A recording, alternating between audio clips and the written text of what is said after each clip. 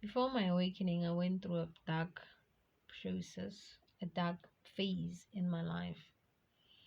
I'd say before I left my marriage, and part of that phase of my life was part of my awakening.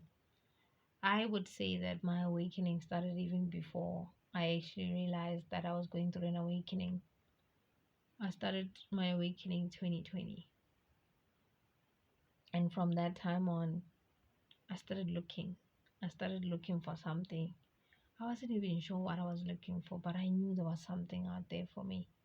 Something that was different, a different life, a different kind of love, a different kind of relationship, a different kind of self, a different kind of way that I would relate to people and relate to myself. I started seeking, but instead of seeking inside of myself, I started looking outside of myself. Hence why I went into different kinds of relationships, why talking stages. I have been a person that was I've always been a person that has high morals and standards. And there's things I wouldn't do and there's things I would do. And at some point in that phase of my life, I ended up going to a point where I didn't have so many morals and standards. I didn't even live by them because I was looking for something. And the lifestyle I was living at the time, I used to party a lot. I used to drink a lot. I used to go out a lot. I put myself in situations where it was unsafe, it was uncomfortable, it was self sabotaging, I was basically inflicting pain on myself. It felt good for a few minutes and then it felt bad for a lot of times where you find yourself in circles of people that are toxic to themselves, toxic to you, toxic to their families, men that are cheating on their wives, and it's normal for people to have more than five girlfriends, and people are just okay with the fact that people are cheating, and you have main side chick, second main side chick, and you have a main wife, and I found myself in situations like that. I'd say high, not high value, but maybe men that you would consider rich, privileged, um, elite, and because of status, because of money, because of all of the other things, it made sense that you would just stick, even if you don't agree with what they do, even if they're not your person.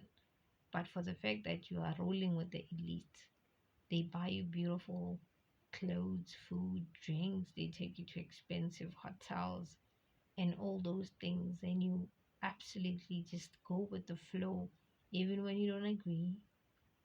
um there's been a few instances of things happening that I was not comfortable with.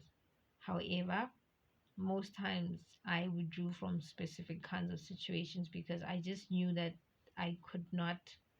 I've had friends that were exactly the same way. They didn't have morals and standards, where they would just go with whatever and do whatever to get what they want from men. And at some point, I realized that I don't reflect my own standards, I don't live by them. I have people, a bunch of people around me that don't reflect my morals and standards. I had groups, bunches, and friends around me that would do whatever they want to get to where need to get to. They would beg if they have to. They would kiss the floor or lick the floor if they were told to, just to get what they want. And then there's me, where I don't believe in that. I value my own space.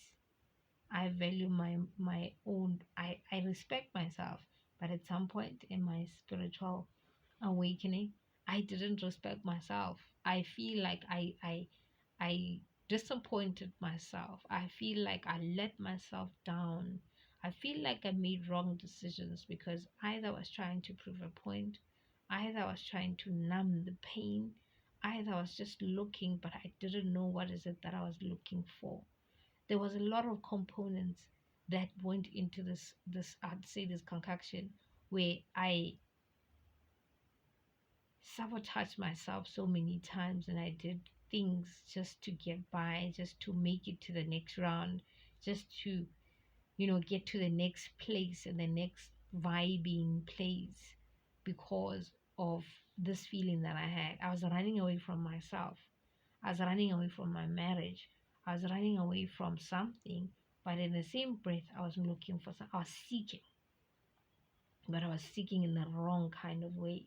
I was seeking in the wrong places, from the wrong people as well. There comes a time when you go through a process of seeking. There comes a time when you become toxic. There comes a time when people become toxic towards you when you go through an awakening. There comes a time when you lose things, when you lose people, when you lose friendship, relationships, friends, and a whole lot of other things. And I went through all of that. But before that, I lost myself first. I lost myself for a good 2 years. I didn't know who I was. All I knew is that I was just addicted to this chaos. I was addicted to this life. I wanted more of it. I wanted to live in it. But I was losing myself. I was perishing each and every day. I had to keep quiet in conversations that I didn't agree with. I had to just be an observer and smile and nod, because that is what you're expected to do, especially when you are in specific places. I I have conversations about this with myself. Why did I do what I did?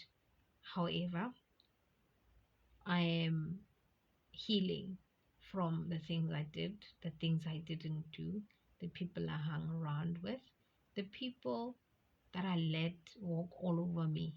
Whereas I could have just said no. I could have had boundaries I didn't have. I was seeking validation so much that I didn't even have boundaries. I needed to feel good about myself. And that's when my healing process actually began, because it actually showed me some of the things I actually had to work on and heal from, and understand who I am and what I want, what I value and what I don't, what I like and what I don't like. But I've forgiven myself for some of the things I've done.